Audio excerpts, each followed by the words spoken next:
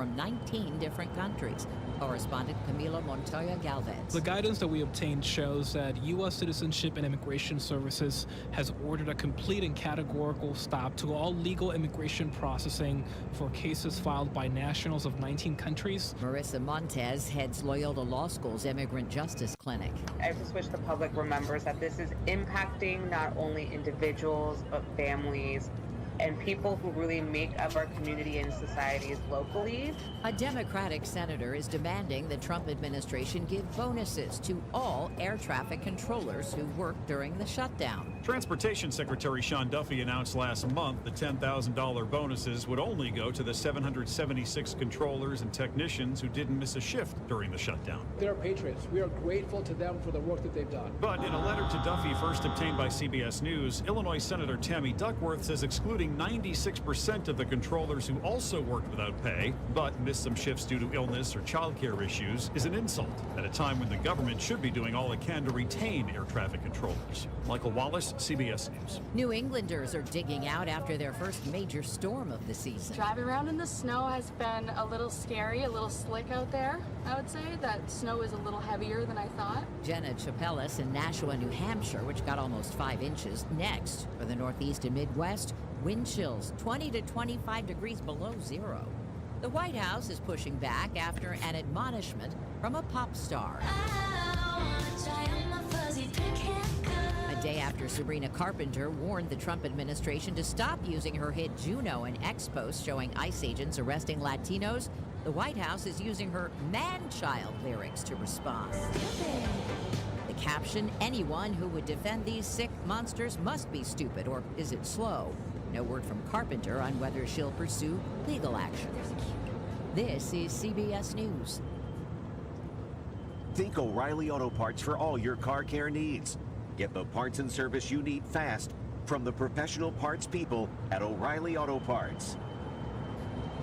This message comes from Viking, committed to exploring the world in comfort. Journey through the heart of Europe on an elegant Viking longship with thoughtful service, destination-focused dining, and cultural enrichment on board and on shore. With small ships that bring travelers closer to the destination, there's more time to explore. And every Viking voyage is all-inclusive, with no children and no casinos. Discover more at Viking.com. Your ambition just met its match with Robinhood. Trade stocks and ETFs, options, futures, and crypto all on one platform. Get started today at Robinhood.com/yourmoney. Your money, your move. All investments involve risk, including loss of principal. Options, futures, and crypto trading carry significant risk and may not suit all investors. Securities offered through Robinhood Financial LLC, member SIPC. Futures trading is offered by Robinhood Derivatives LLC, not FDIC or SIPC protected. Crypto offered through Robinhood Crypto LLC, NMLS ID 1702840, not FDIC or SIPC protected. Portfolio management offered by Robinhood Strategies, an SEC registered advisor. Whether it's a cough, a fever, or something you can't quite name, MMC Now makes care easy. Walk right in, get seen quickly, and your visit connects directly to your MMC doctor. Care you trust, with providers you know, with digital check-in and multiple locations around town. MMC Now is here when you need us. Murfreesboro Medical Clinic.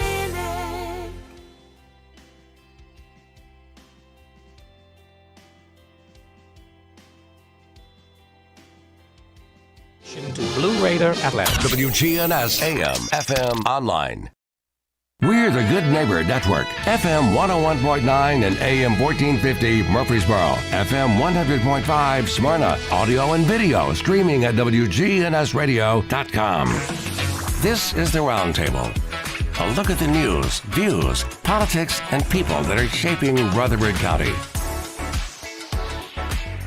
Hey, everybody. Welcome into the Roundtable here on WGNS. Another Wednesday morning. Chip Walters with you from Exit Realty, Bob Lamb and Associates, and the Blue Raider Network. And about once a year, we get the honor of having my football radio partner, actually probably a couple of times, before the season and then again after the season. Today will be the Wednesday after the season, and the Blue Raiders ended their year out in New Mexico State, finishing up on a 2-game winning streak.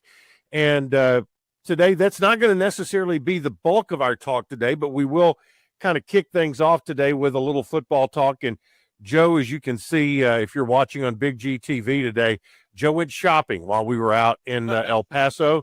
There are lots of shops between the hotel and the border, and beautiful town, but so different than what we're used to when we go out west, either El Paso or New Mexico State. But we're really lucky to get to go see some great parts of the country. Oh, it's beautiful. And, when you get up on the rooftop, look over at El Paso and Juarez, and it's unlike anything you see around here. So I really cherish that trip out west because it is so beautiful. It really is. All right, let's kind of spend a few minutes on Blue Raider football that ended the year with a 3-9 mark, finished with 2 straight wins. The things, to me, things started changing after the first quarter of the Kennesaw game. I go back that far.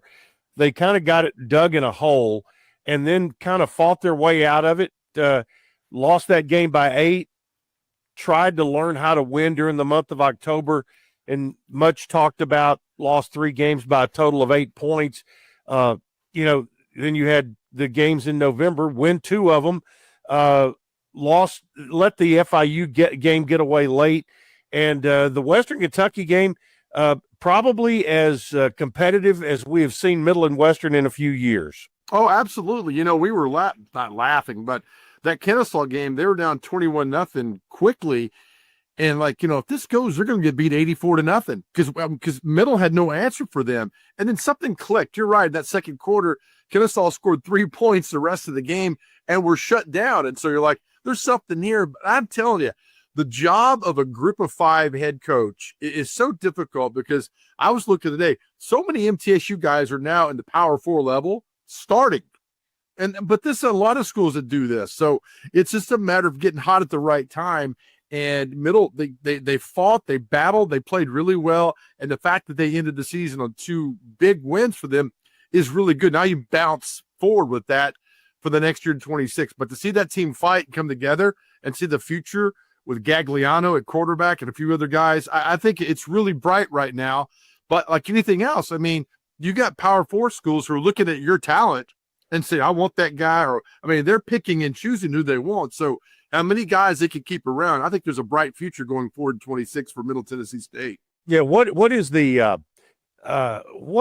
be said about the mentality of fans when anytime a player starts playing well, oh my God, well, somebody's going to come get him, and you just mentioned Roman Gagliano, who did finish the season very strongly. And I think people long for the days of when they could see a guy come in as a freshman or a sophomore and watch them play through their career. And that has been snatched away from them. And I think there are a lot of folks who may be listening today, hoping that, find a way to keep Roman Gagliano around here and build what you're going to build around him. Well, it's every school. We know a lot of college not just coaches. here. You're right. Yeah, we know a lot of college coaches at the FCS level, group of 5, when a player starts getting really good. We have a mutual friend. I'm not going to name him, but he had really good players, and Dion had somebody from Colorado so it's not just, Dion, but it's like all the Power 4 schools are looking at your team first before they look at recruits because you got the experience, you got the guys in there. And it's a tough thing. It's really tough for schools at the group of 5 level, like Middle Tennessee State. What's your next guys? move? But if you guys that believe and want to be there and want to play and go to what I think you think is a great school in Middle Tennessee State, then go and play there and have a good time. Some of these guys chase the next level and they don't play. And you see them, oh, we're so-and-so. Well, he went there, but now he's back down here. So sometimes bloom where you're planted.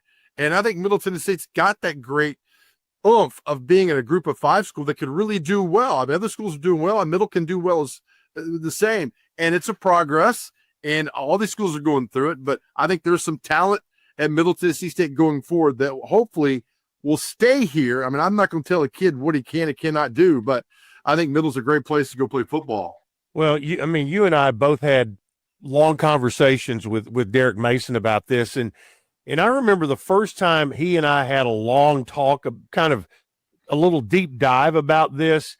And, he said that, we're going to position in the group of 5. And again, he wasn't just singling out middle. He was talking about everybody in the group of 5. He goes, we've got to be in a position where we can sell the young guy about being able to play at the next level, whether that next level is a Power 4 spot somewhere in the SEC, or whether it's they come here, develop, and go on and play in the NFL.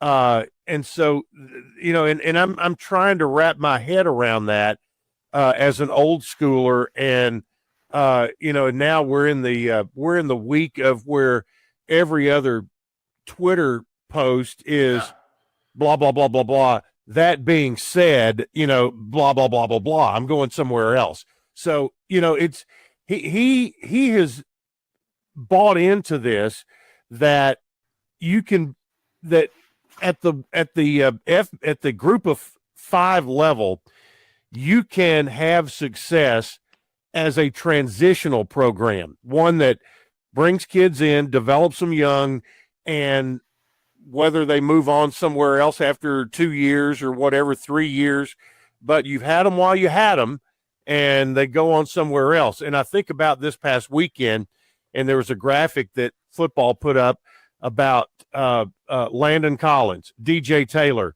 and Roman Gagliano, 3 freshmen who played a huge role in the win at New Mexico State over the weekend.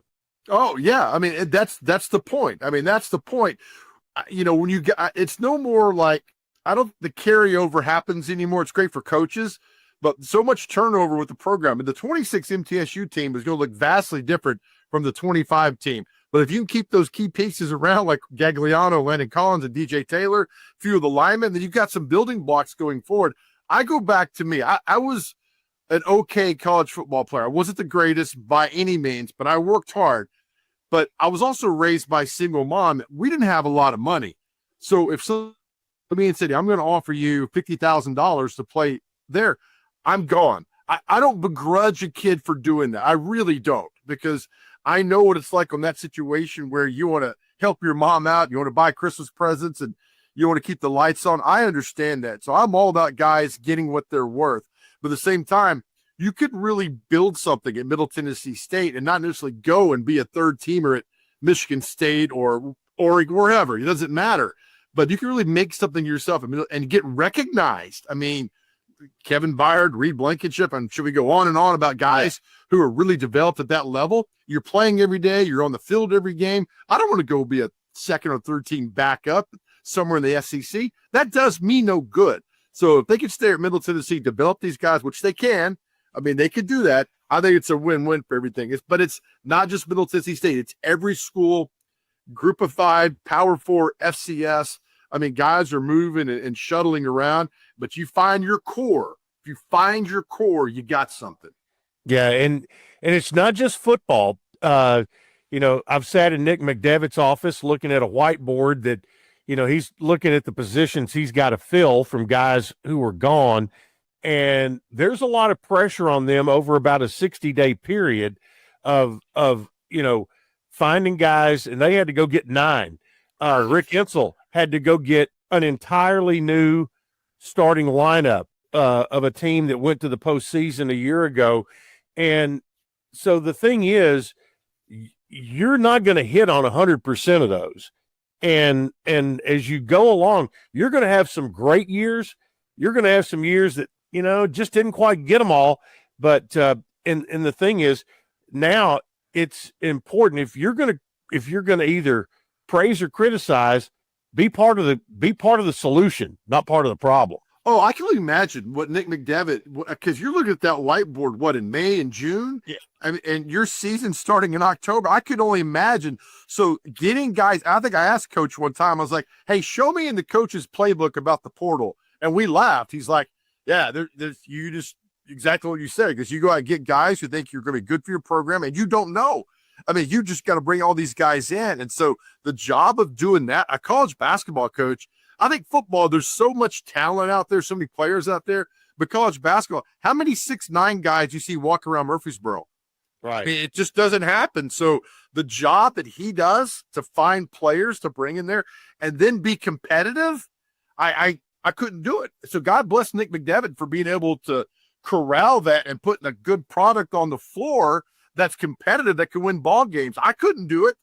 That pressure, I could not do that at all. So it's affecting, but that's what they created, not coach, but that's what the game and everything created, the presidents and the conferences and the media, and it's all there now. And it's not going anywhere. It's not going to go anywhere at all.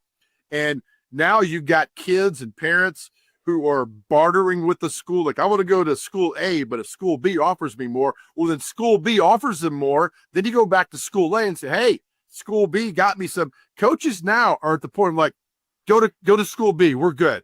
And it's happening more and more, but you got to put a competitive product on the field. You got to hit the port. That's just the way it is now. Basically, you got to re-recruit your guys and then go out and recruit other guys. It's tough, man. I would not want any part of that. You know, I'm wondering if we're getting close to a part where you look and, okay, I say in the paper, that's old guy talking, online or whatever, look at, okay, what games are going to be played tonight? Well, you've got school A with a record of 6-2 against school B, who is 4-3. Are we getting to the point now where we're also going to put what their budget for buying players is as well?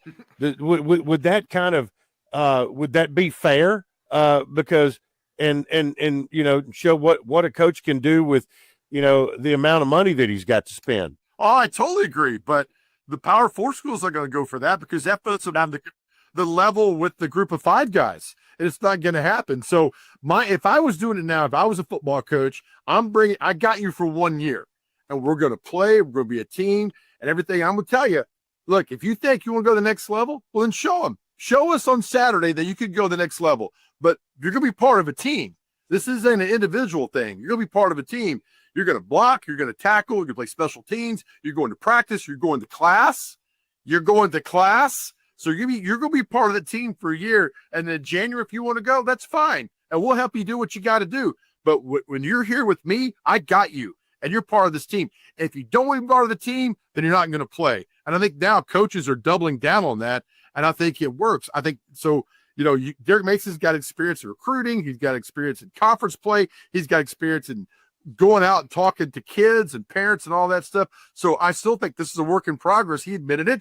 But a lot of these group of 5 schools are, man. And you just keep going. You be competitive and build and build and build, but keep those core people there. But as far as like a pay wage and a pay scale, it'll never happen because the Power 4s will never allow that. Well, you know, but you know, you keep hearing them talk about the possibility of trying to, it's never going to go away, but trying to slow it down. You know, moving the transfer portal window to just one opportunity a year.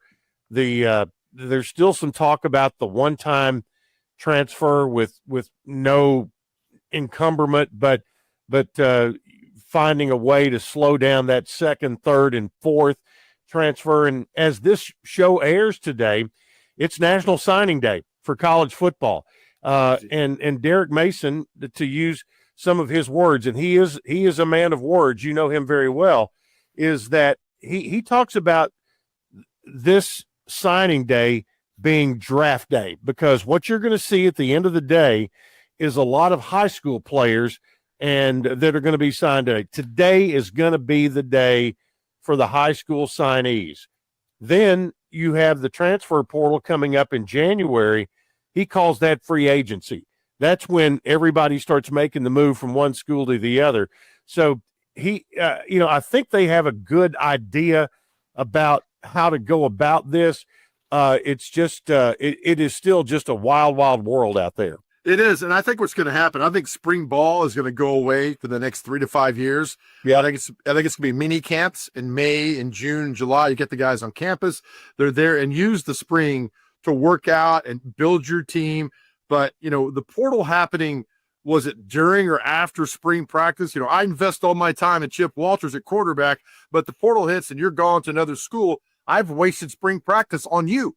what benefit is that for me? So I think get rid of spring ball, have the guys work out, open the portal, bring them into school, make sure they qualify, and then they're all on campus now in June, July. Have the mini camps like the NFL does it. Have the mini camps, get them ready, and when August hits, hit the ground running. You got your team. Everybody's there. There's no new guys coming in, and it's good to go. There's a lot of changes coming down the pike. I'd like to see spring football go away. All right, that's not why Joe is here today, but great input from Big Joe on the go. We're going to take a time out here on the Roundtable, and Joe Dubin will be with us, and some much deeper stuff we're going to talk about today as we head into the holidays. And it's all right here on the Big G, WGNS.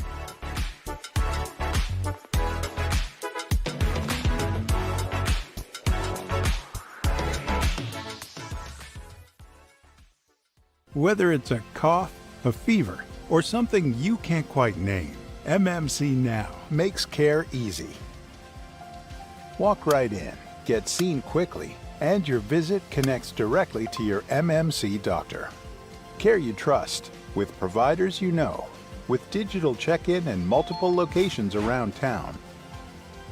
MMC Now is here when you need us. Murfreesboro Medical Clinic. Sign-ups are going on right now for First Shot's Winter Basketball League in Rutherford County.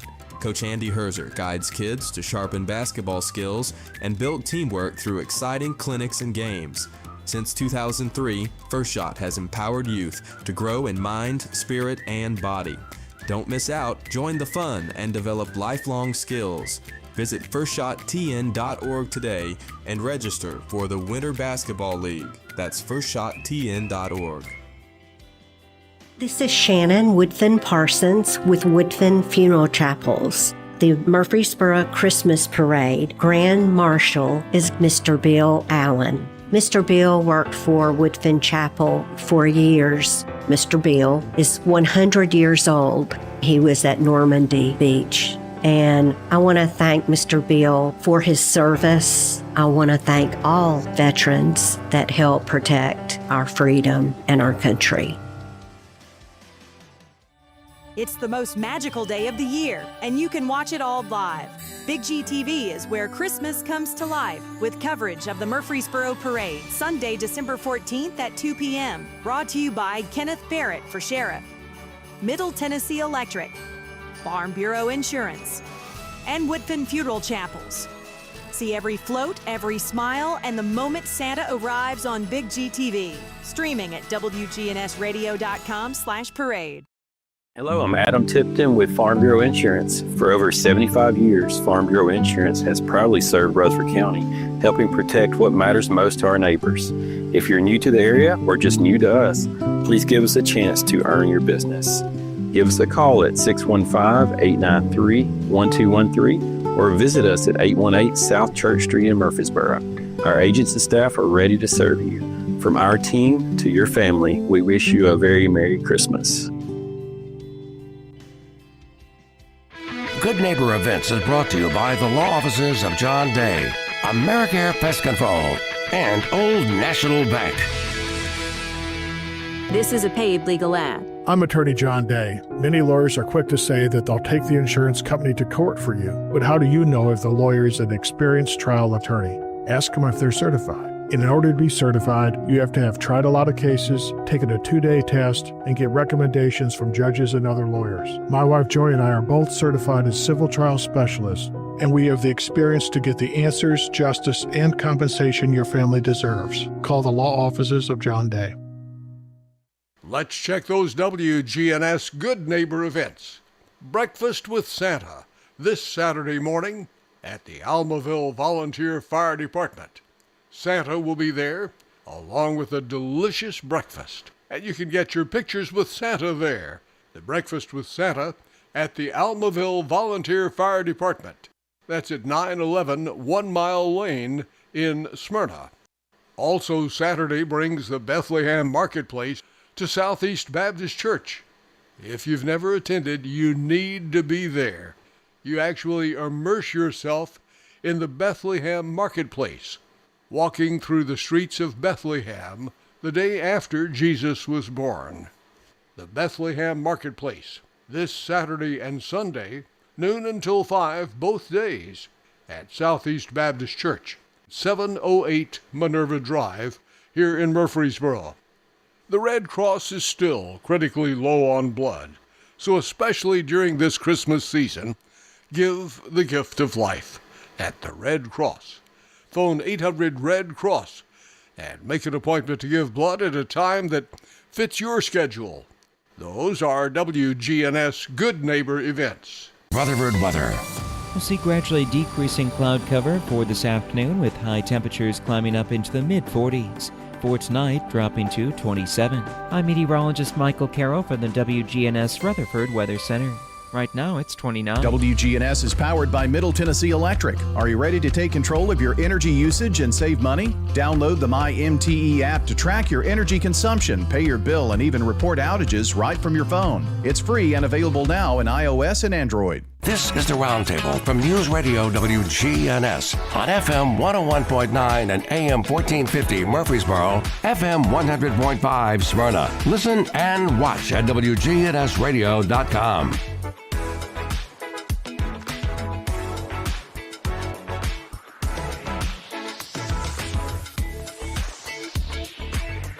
Joe Dubin joins us today, and Big Joe has been part of our radio family on the Blue Raider Network for 3 years now, and it just blows me away, Joe. I see you do interviews and kind of spill your guts on your own personal story, and that's what we're here today about, is to raise some awareness over the next couple of segments here. We've gotten the fun stuff. We've gotten the football out of the way, but this past week was Thanksgiving. We're barreling down on Christmas, and it is a time of year when there are people who you may know, may not know, may be friends of yours, may be family members of yours who are going through some things.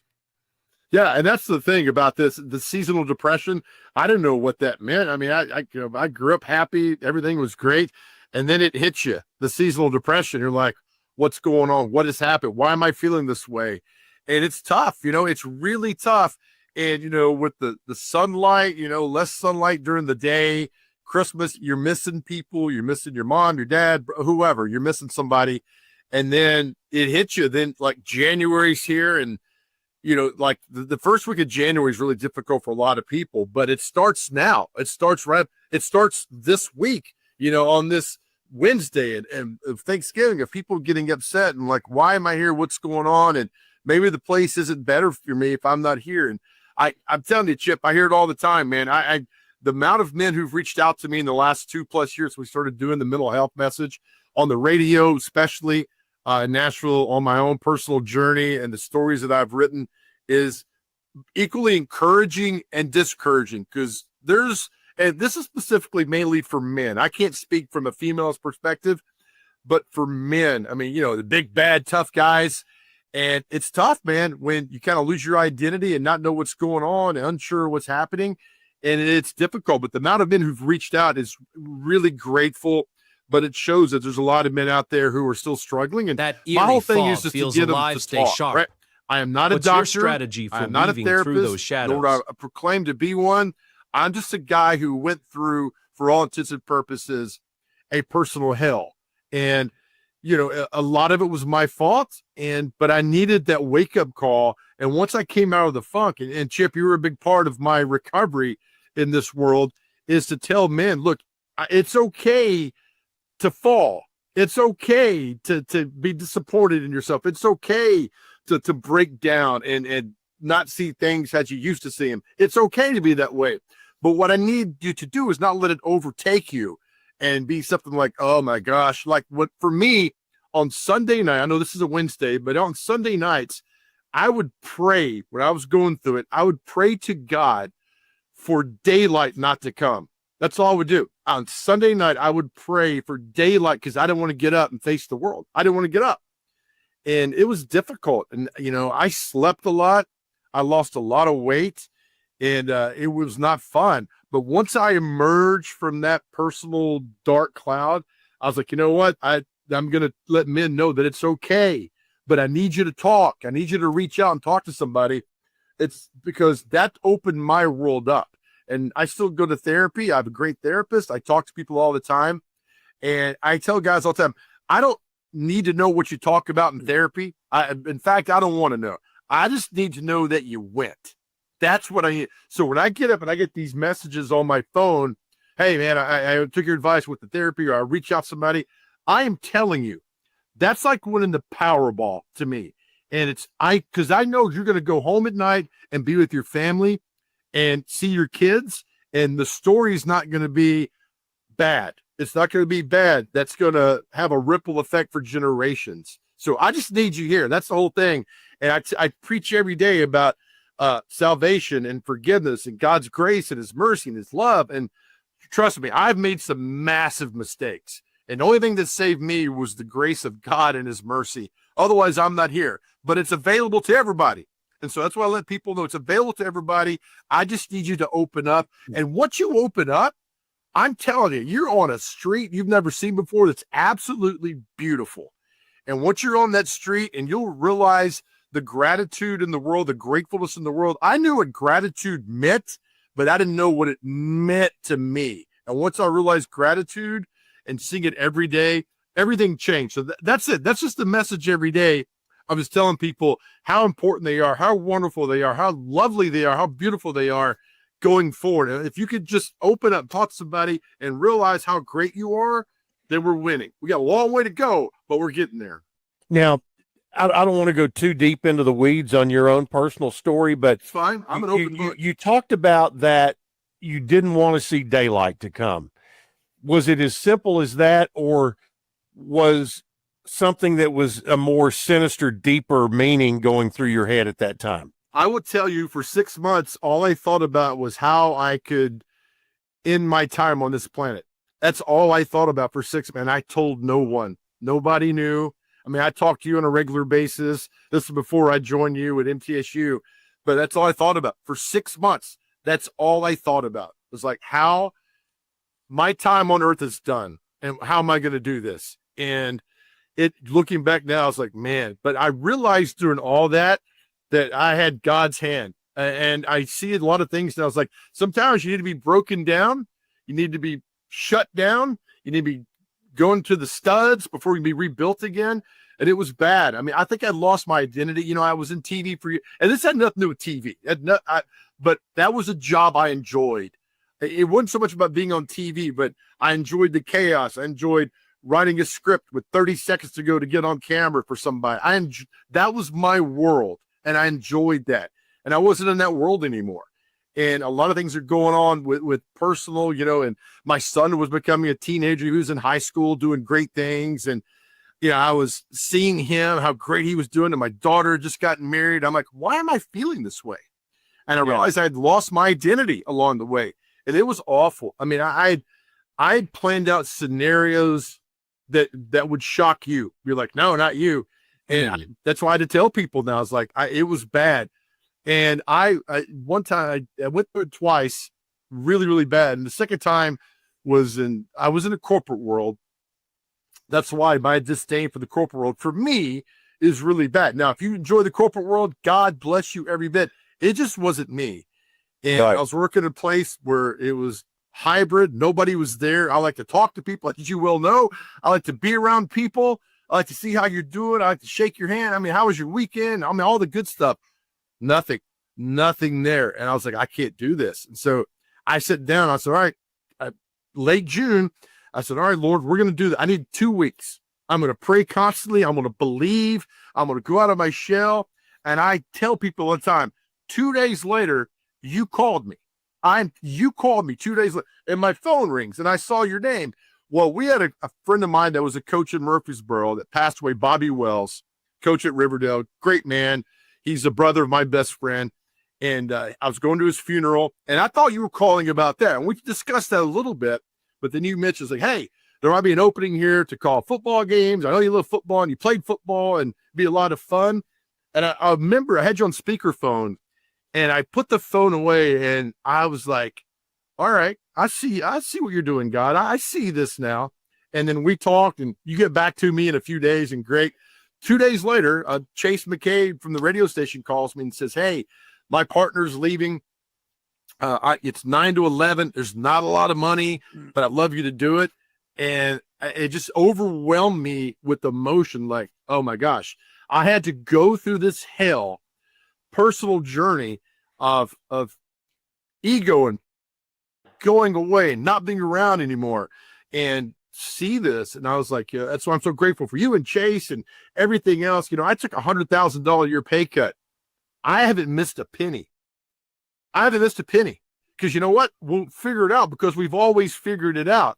So my journey was different from everybody else's, but it was the same destination of a lot of people. And I didn't want that to happen. And I just, from that moment on, I was like, all right, I got you. And gratitude oozed, positivity oozed. And I said, once I get out of this, I'm going to share the message unashamed of how fantastic Jesus is, how fantastic God's forgiveness and mercy is, and go on and on. Because I had a guy reach out and said, oh man, you're on TV, you won awards. I mean, you did all this. I mean, your life's got to be perfect. And I was like, man, if you only knew. And I told him, he's like, you're the last person I thought that would go through that. I was like, that's the problem. Is that the people that you think, oh, this guy's got no problem. So be kind, be nice, ask how people are doing. And I'm telling you, it opens the world up. And I'm just so grateful for where I am now. Every day's perfect. I have gratitude. I don't have the Sunday scaries. You know, I'll do that on Sundays. I post a video about we're going to fight this because that would overwhelm me. I don't want it overwhelming you. And it doesn't have to, because we're all here for each other. And so once I got through the battle and I realized how great God was working for me for the destination and the plan, I was good, man. I don't worry anymore. I don't stress anymore. I used to sit in traffic, Chip, and be so angry at red lights, because I was stopped at a red light. Meanwhile, right, I got a friend battling cancer, and I'm worried about a red light? I mean, come on. So God opened my eyes to so many things that I'm truly grateful for every day. Yeah. Well, a couple of things here. Number one, could you, you know, you were in television, you kind of made your persona at Channel 2, work in the mornings. Then you moved over to Channel 4, working in mornings and in sports, and Big Joe on the Go became a brand for you. And in local television, there is a lot of instant feedback, instant gratification. When you went to the corporate world and that went away, was that a trigger at all? And is it something that others can say, okay, I can look down the road and I can see this coming? Absolutely. Everybody that I know that's worked in TV, that's got in the corporate world, that's a shock, because you used wonderful company. I had the best boss I've ever had, but I was just lost. I mean, I was lost, and it happens because you switch pay, like, I want to go do this. And I wrote this in the paper. It's like, sometimes you got to figure out what you don't want to do before you figure out what you want to do. I was like, well, I'm going to get in the corporate world, and I'm going to get in PR. I'm going to do all this stuff. And it wasn't what I thought it was. And again, I needed to go through that to realize who I was, what was happening.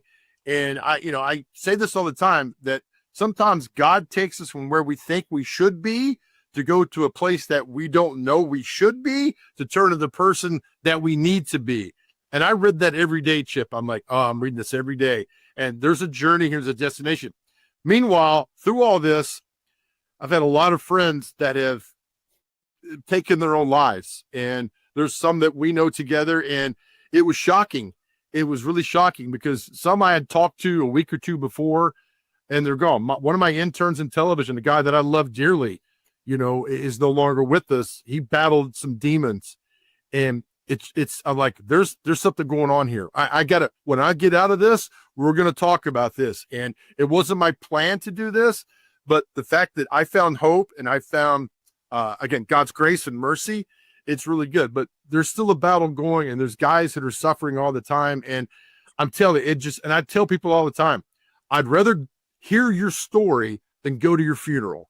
I know that's harsh and it's pretty deep, but I'd rather hear your story than go to your funeral. And so once all that happened and I realized, man, this is really a pandemic. I mean, it's bad. I mean, it's really bad, and we don't know how bad it is. I'm like, all right, that's my mission now. And the good Lord set me on this path. But again, it's grateful that people have reached out and talking to him. But when you go that path and the lights aren't on anymore and you look around and nobody knows who you are, I mean, it's a shot. I'm telling you, it's a shot to your ego. It really is. But I lost the ego and I lost the pride. And Chip, I realized I never needed that. I never needed those two things in my life. And God's like, here, I'm going to show you this way. And that way has been perfect. Gotcha. Joe Dubin is our guest, my radio partner for the last 3 years on Blue Raider football, but you're getting a completely different message today. And he is on here at this particular time of year for a very specific purpose. And I wanted you all to hear what he had to say today. We're going to step aside, be back with more, our final segment, believe it or not, with Big Joe on the go, coming up next right here on the Roundtable on WGNS.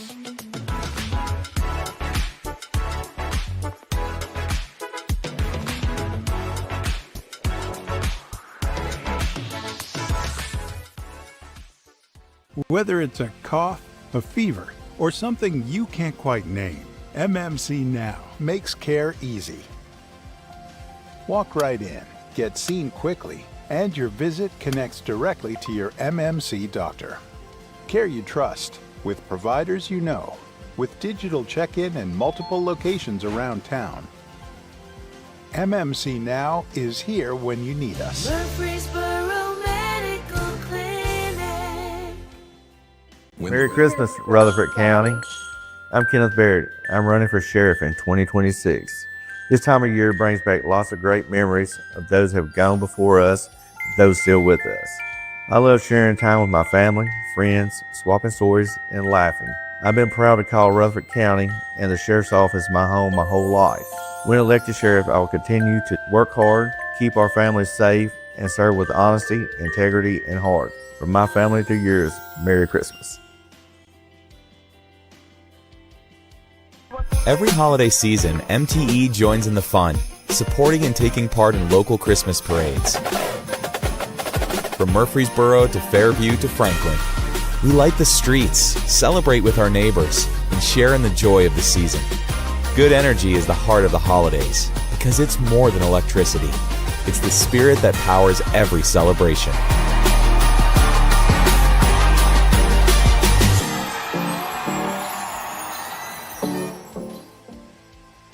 Hello, I'm Adam Tipton with Farm Bureau Insurance. For over 75 years, Farm Bureau Insurance has proudly served Rutherford County, helping protect what matters most to our neighbors. If you're new to the area or just new to us, please give us a chance to earn your business. Give us a call at 615-893-1213 or visit us at 818 South Church Street in Murfreesboro. Our agents and staff are ready to serve you. From our team to your family, we wish you a very Merry Christmas. It's the most magical day of the year, and you can watch it all live. Big G TV is where Christmas comes to life with coverage of the Murfreesboro Parade, Sunday, December 14th at 2 p.m. Brought to you by Kenneth Barrett for Sheriff, Middle Tennessee Electric, Farm Bureau Insurance, and Woodfin Funeral Chapels. See every float, every smile, and the moment Santa arrives on Big G TV. Streaming at wgnsradio.com/parade. Choosing the right insurance can be overwhelming. That's where Rick Hall at Rayburn Insurance comes in. At Rayburn, we're not just about policies, we're about people. Rick Hall will take the time to understand your needs and find the best coverage at the best price. We've been serving our community since 1973. So why not let Rick Hall take the stress out of insurance? Rick Hall at Rayburn Insurance Agency, where you're more than just a policy number. You're our neighbors. This is the Roundtable from News Radio WGNS on FM 101.9 and AM 1450 Murfreesboro, FM 100.5 Smyrna. Listen and watch at wgnsradio.com.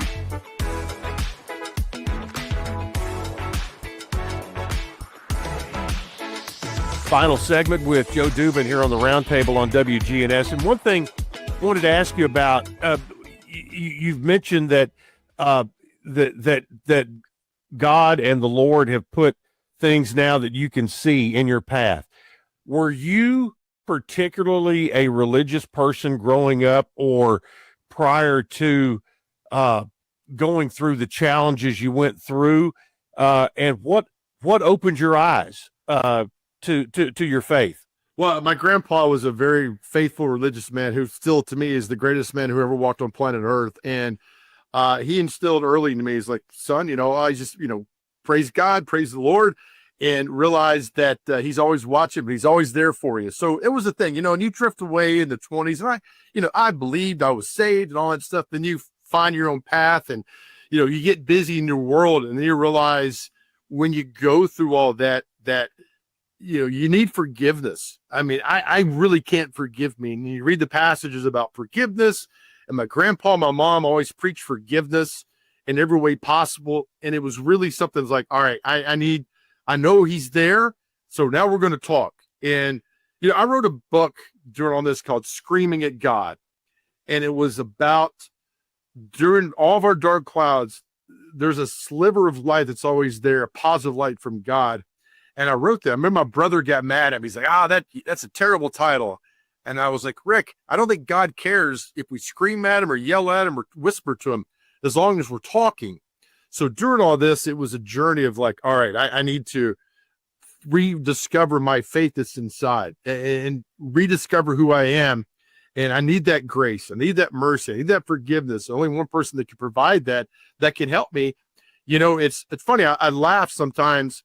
There's a great episode of The Simpsons where Bart Simpson's praying. He did something bad, and his sister says, prayer, the last refuge for a scoundrel. And it just made me laugh, because sometimes we get to that dark place like, all right, what am I going to do now? And so you rediscovered faith and how pure it is and how great it is, and then you realize you're not perfect. I mean, I am far from perfect. So I rediscovered my faith and who I am, and I really saw God's beauty in everything. And I knew it was there before, but I didn't know it was there. So once I found that, and look, I am not the example of a perfect Christian. I mean, I am extremely flawed, mistakes left and right through everything, but knowing that God doesn't keep score is a beautiful thing. Now, he doesn't want to keep screwing up and keep doing the same thing over and over again, but the fact he doesn't keep score, and there's redemption and salvation, and it's free. I mean, it's free. And I had not an argument, but a debate with a friend of mine who's an atheist. And we got into it. He's like, well, what if you're wrong about all this? And I said, then I'm wrong. And I looked at him, I said, but what if I'm right? What if we're all right? Right? Well, I mean, it costs me nothing else. I'm not spending it. I don't have a monthly payment. I mean, it's pretty simple what you could do here. So once I've rediscovered faith and his love and his grace and everything, it just took off. And so that's what I try to tell people, is that you're powerful, and remember, God loves you more than anything, and we all mess up and we all screw up, but we're all here together. We all walk the same way together. So it was a journey. It's a journey of rediscovering the faith, and it's always been there. But also, along the way, that we've been examples of people that are faith-driven and wonderful. Like, I had no relationship with my father growing up. I didn't see him for 35 years before he passed away. He never met my grandkids. He never saw him, right? And so I'll be very blunt here. I hated that man, hated him. And so in my journey of forgiveness, I had to learn how to forgive him. And that's why I go back to my grandpa who raised me. And, my grandpa never once spoke ill of my father. That treasure chest and he could sparkles have. like he a had beacon. all the material in the world. What's your plan to my crack grandfather it open? not one time spoke ill of my father. And that, as I got older, I realized how great that was. He's like, people are people. You can't control them. And I go back to that message of faith and forgiveness and love that my grandfather installed in me, which is just beautiful. And so now, along this path, I discovered the faith, the journey. I don't stress. I don't worry. Again, I'm far from anything good, but the fact that I'm in one day, hopefully in the kingdom, and everything else is really reassuring to me. It makes me sleep better at night. And again, no bad days. I know that sounds like, whatever. I'm telling you, no bad days.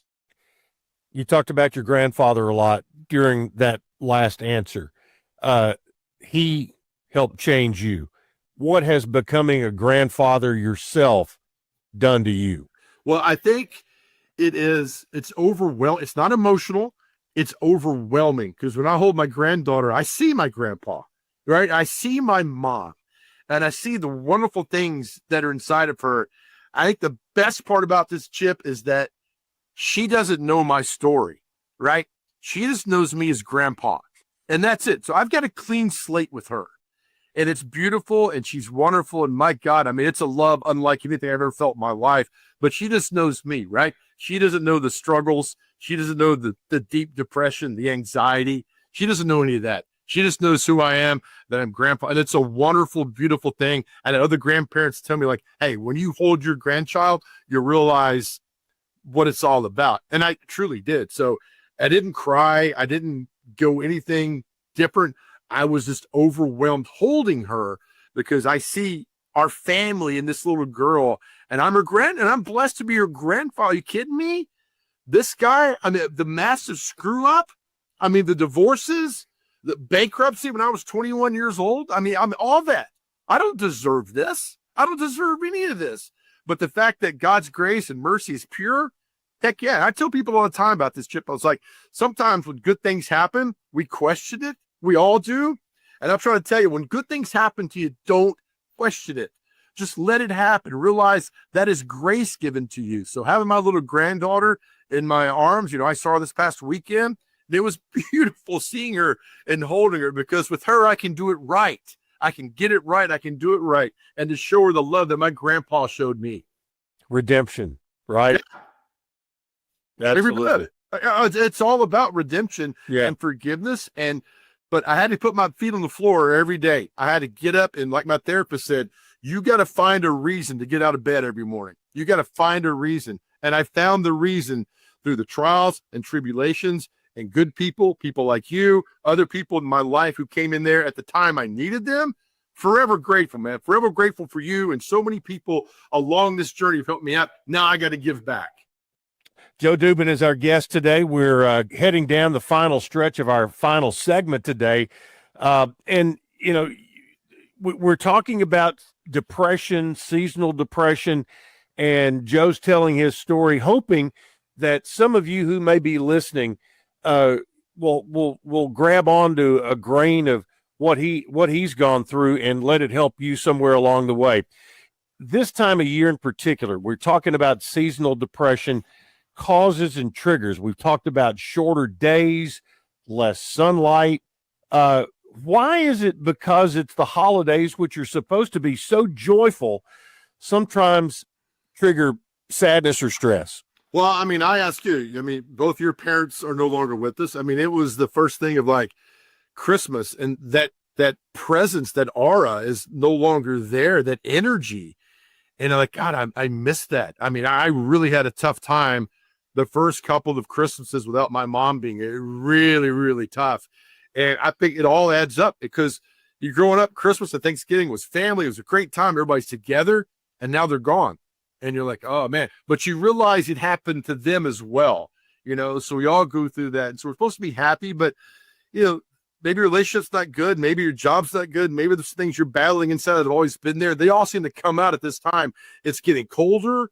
It's, you know, dark outside, and you see people being festive and jolly, and you're like, well, I can't be that. Why can't I do that? But you can. We all go through that at some point. And so it all hits us now. I really don't, you know, mine hit me in March, April, May, because I was battling something different. But with the sunlight and the warm temperatures, it's just not that bad, but it's still there. But now, man, it's just cold, dark. Everybody's in a great mood, and you're not. Hell start coming in around you a little bit. Yeah. Right. So I tell people, talk to somebody. Please talk to somebody. And here's something that you and I and probably everybody that's listening today is guilty of. Unwittingly, we are helping fuel this for other people, and that's with our social media and comparison culture. Yeah, those of us who get invited to the holiday party, we're putting up all the pictures. You know, hey, we were in El Paso this weekend. We're putting up the pictures. You know, it's about our branding and things like that. Right. Yeah. But somebody else is looking at that and say, well, why didn't I get to go to that party? Or why didn't I get to go somewhere? And then that just starts feeding on itself. You know what's crazy? And this has to do what we're talking about, but it's not meant to be that way, by the way. No, you're right. Is that you know Nate Bargatze? I don't know him, but I know who he is. But I've had so many people like, well, I could have done that. I should. I'm funny as Nate Bargatze, and I'm always like, for about 12 years, did you go every weekend on the road somewhere to a comedy club, get heckled and booed? Well, no, but I could have done that. No, you couldn't have. So that's the whole comparison thing. That's not your Jelly Roll the same way. What's Jelly Roll? I mean, I could sing better than that. I know him. He grew up in Antioch. No. His journey's different than your journey. Our journeys are all different. So when you see the pictures on social media of the gatherings and, I could do that. No, that's why I tell people your journey is beautiful. Your journey is meant to be your journey. Stay in your journey to do this, and great things happen like this. But yeah, the social media, remember back when growing up, if you didn't get invited to a party, you didn't know about it. I didn't know about it. Right. So now you go on social media. Well, there's 8 people at a pool party. I didn't get invited. Then there you go. We're all it's really, really bad. That's why I'm telling you, find a relationship with God every day. Know your journey's beautiful and go do something you love. I don't care if it's working at Home Depot, landscaping, driving a taxi. If you love that, find what you love. I had to be grounded back to football. I love football. I get to be back around football. Find what you're grounded to. Then when you don't get invited to the pool party, you don't care because you're doing something you love. I think it's pretty profound that over the last 3+ years that you've kind of put yourself out there to other men and said, hey, if you're not happy with the path that you're going and you're having these feelings, reach out to me. And your email address is bigjoeonthego@gmail.com. You're not afraid to put that out there. Nope. And because a lot of people hear you on a daily basis, on a weekly basis with us. But has it surprised you the number of people that have reached out to you that said, hey, I'm on my last steps here. What can I do? Yeah, it really has. It's like I said, it's encouraging and been discouraging because there's so many have reached out and you're like, man, there's a lot of people battling things. But the fact that they took the time to email me, and it's anonymous. I mean, I will never tell you or my son or my brother or anybody who's emailed. Everything's anonymous. And there are people on there that we know, but I'm never going to tell you who they are. I just need them to get help and go there. So email me. I've talked to men at midnight, 2 a.m, 4 o'clock who've reached out to me somehow and talked them off a ledge. And again, I'm not a doctor. I'm not a therapist. I've never claimed to be one, but I'm here to talk and to listen. And I will walk from experience. Yeah, exactly. And I'll walk you to where you need to go that you're here, because I tell you all the time, our world is a better place because you were here. And I want to come to your comeback party. I want to be on the front row at your comeback party. I tell people all the time, I can't be successful unless you're successful. And so once you realize that you put other people first and realize that there's people out there that can help and talk to you, I love it. I love it. I love hearing the stories of, hey, I'm in therapy now. Thank you so much for all that. I'm like, man, don't thank me. I'm just a conduit from myself to you to God. That's all I am. Right off the top of your head, we've got about a minute.